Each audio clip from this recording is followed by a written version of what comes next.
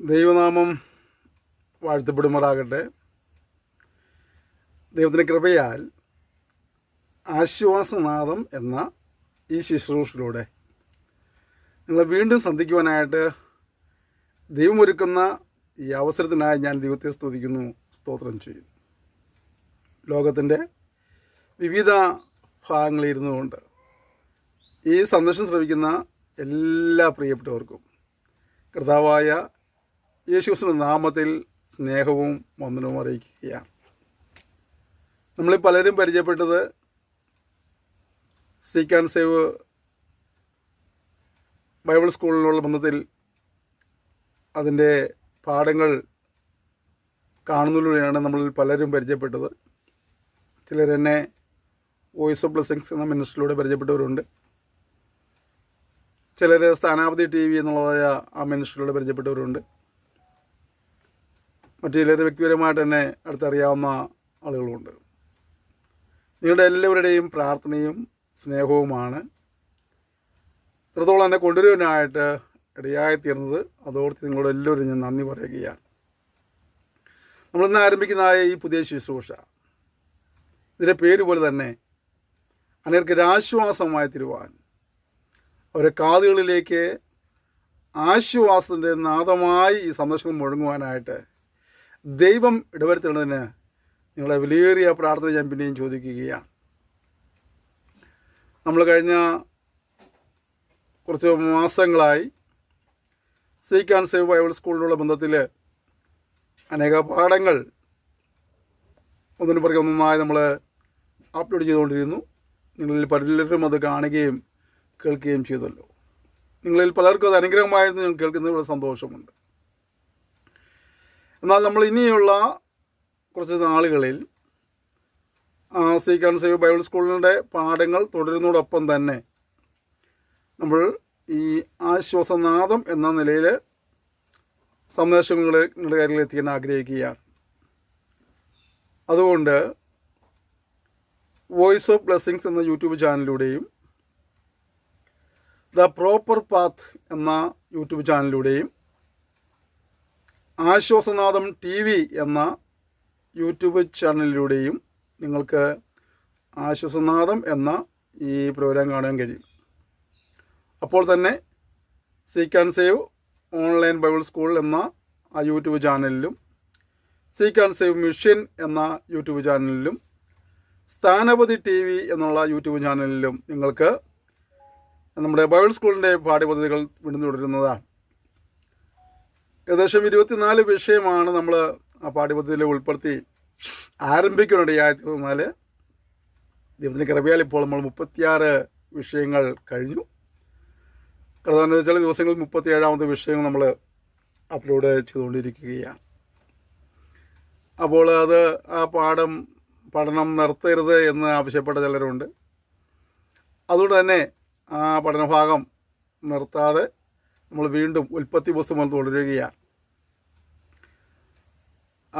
പാഠ്യപദ്ധതിയിൽ പങ്കെടുത്തുള്ളവർക്ക് അറിയാം, കഴിഞ്ഞ നാളുകളിൽ നമ്മൾ പുതിയ നിയമത്തിലെ എല്ലാ പുസ്തകങ്ങളും നമ്മൾ കവർ ചെയ്യാനിടയായിത്തീർന്നു. അതോടുകൂടി ദൈവശാസ്ത്രത്തിൻ്റെ ഏകദേശം 10ഓളം വിഷയങ്ങൾ നമുക്ക് ചെറിയ രീതിയിലൊന്ന് സ്പർശിച്ചു പോകാനായിട്ട് കർത്താവ് നമ്മളെ സഹായിച്ചു. കർത്താവിനെ വരെ താമസിക്കുകയും ആയുസ്സും ആരോഗ്യവും സമ്മാനിക്കുകയും ചെയ്യുന്നെങ്കിൽ ഉൽപ്പത്തി നമ്മൾ ആരംഭിച്ച പാഠപദ്ധതി മലാഖി വരെ തുടരുവാൻ ഞങ്ങൾ ആഗ്രഹിക്കുകയാണ്, പ്രാർത്ഥിക്കുകയാണ്. നിങ്ങളും ഓർത്ത് പ്രാർത്ഥിക്കുന്നു. ഓക്കെ, നമുക്ക് ഈ ആശ്വാസനാദം എന്ന ഈ ശുശ്രൂഷയുള്ള ബന്ധത്തിൽ അതിൻ്റെ തുടക്കം എന്ന നിലയിൽ ഒരു വചനം വായിച്ച് ഞാൻ ദൈവത്തിൻ്റെ പരിശുദ്ധാത്മാവ് എൻ്റെ ഉള്ളിൽ തന്ന ചില സന്ദേശങ്ങൾ നിങ്ങളുമായി ഷെയർ ചെയ്ത് ഈ സന്ദേശത്തിന് പൂർണ്ണ വിരാമം ഇടുവാൻ ആഗ്രഹിക്കുകയാണ്.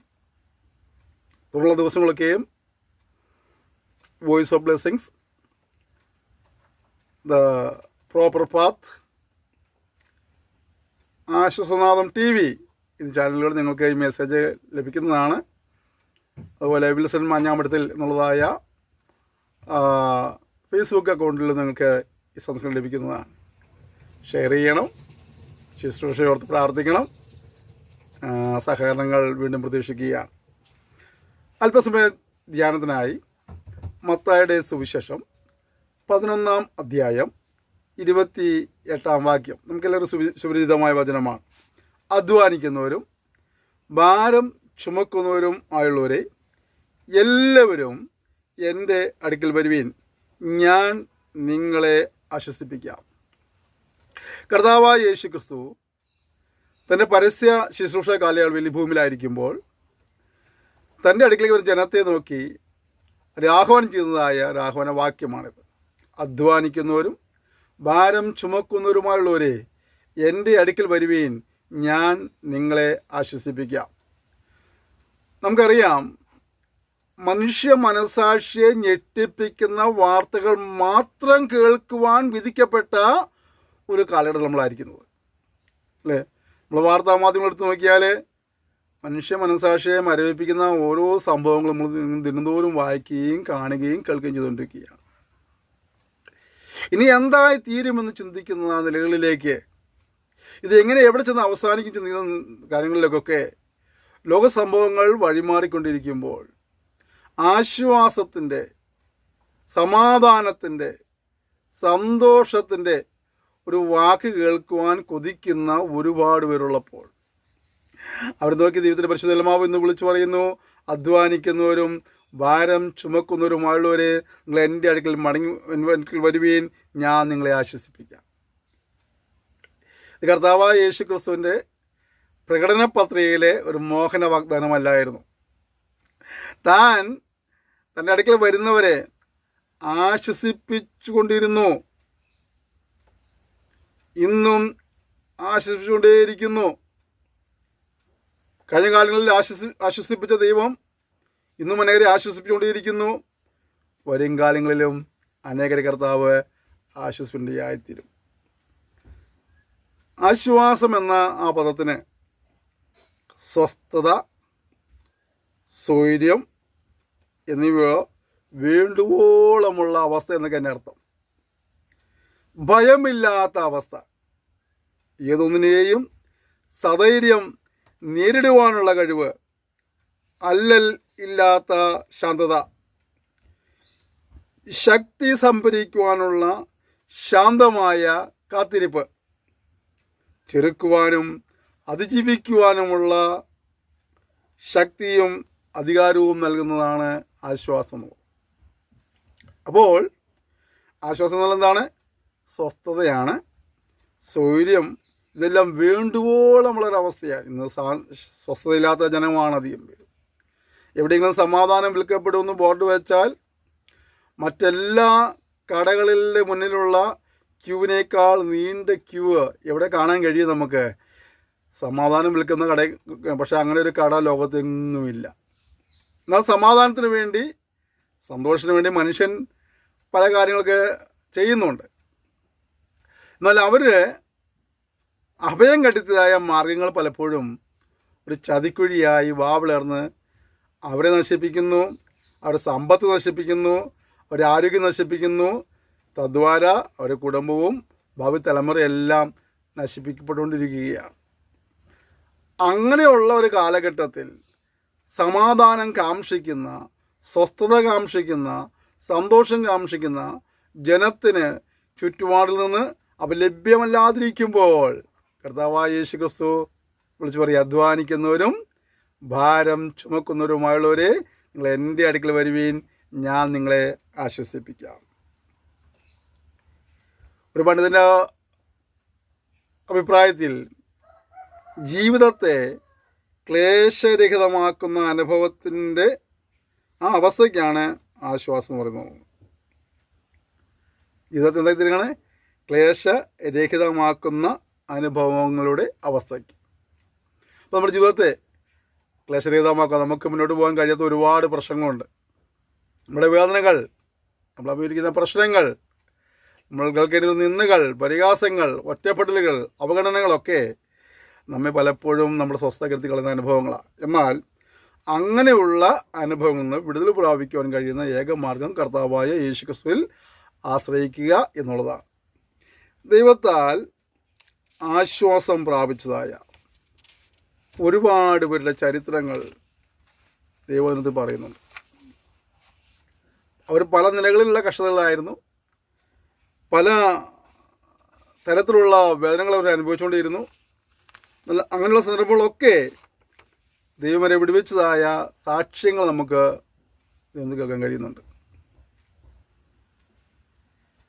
അപ്പോൾ ദൈവത്തിൽ നിന്ന് ആശ്വാസം പ്രാപിച്ച ചിലരുടെ വാക്കുകൾ നമുക്കത് കേട്ടുകൊണ്ട് നമുക്ക് ഈ വിഷയം പഠിക്കുന്ന നന്നായിരിക്കും കരുതുകയാണ്.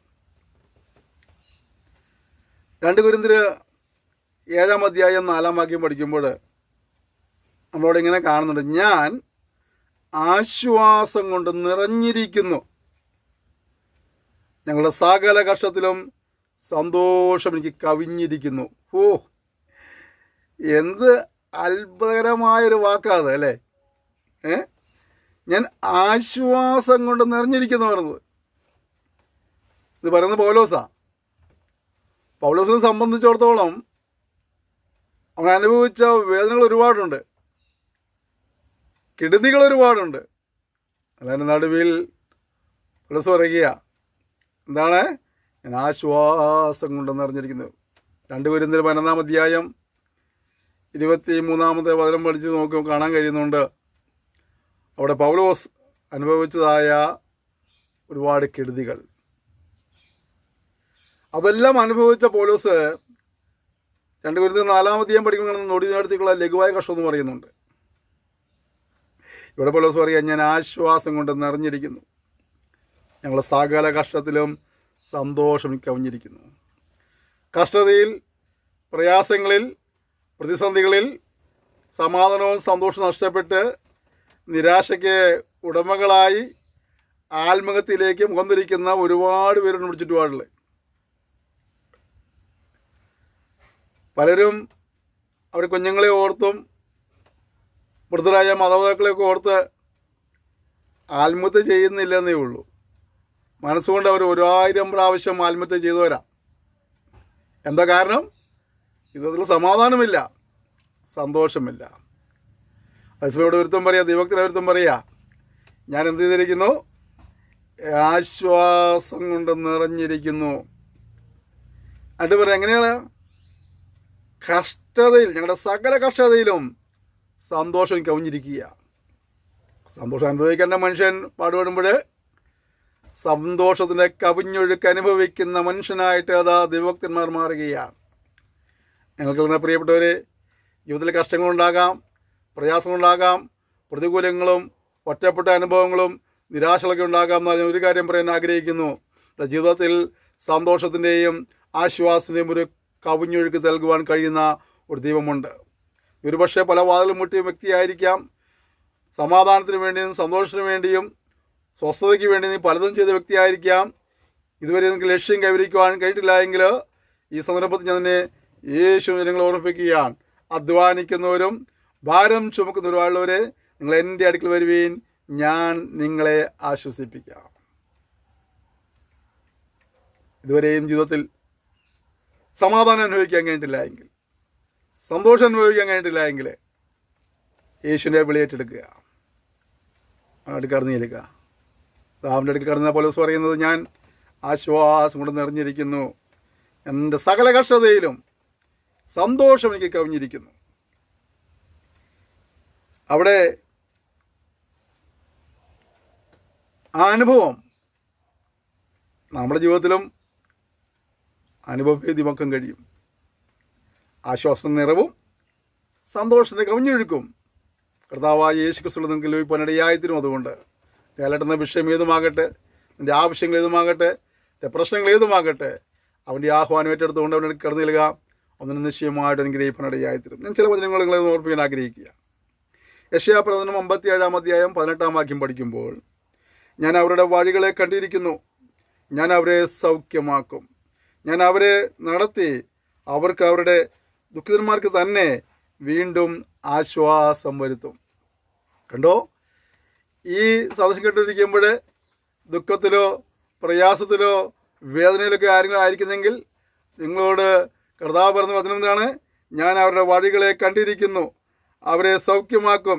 ഞാൻ അവരെ നടത്തി അവർക്ക് അവരുടെ ദുഃഖിതന്മാർക്ക് തന്നെ വീണ്ടും ആശ്വാസം വരുത്തും. പ്രിയപ്പെട്ടവരെ, നിർവശ ദുഃഖിതനായിരിക്കാം, ദുരിതമനുഭവിക്കുന്നതായിരിക്കാം. നിനക്ക് ആശ്വാസം നൽകുന്ന ഒരു ദൈവമുണ്ട്. അവൻ നിന്നെ നിശ്ചയമായിട്ടും ആശ്വസിപ്പിക്കേണ്ടതായിത്തീരും. അവൻ നിന്നെ സൗഖ്യം ദൈവമാണ്, നിന്നെ സൗഖ്യമാക്കുന്നവൻ. നീ ഏതെങ്കിലും ഒരു രോഗത്താൽ ഭാരപ്പെടുന്ന വ്യക്തിയാണോ? ഒരുപക്ഷെ ഡോക്ടർമാർ ഈ അസുഖം മാറില്ലെന്നോ ഭീമമായ തുകയുടെ ഒരു ഓപ്പറേഷൻ വേണമെന്നൊക്കെ പറഞ്ഞിട്ടുണ്ടായിരിക്കാം. എന്നാൽ സൗഖ്യമാക്കുന്ന കർത്താവുണ്ട്.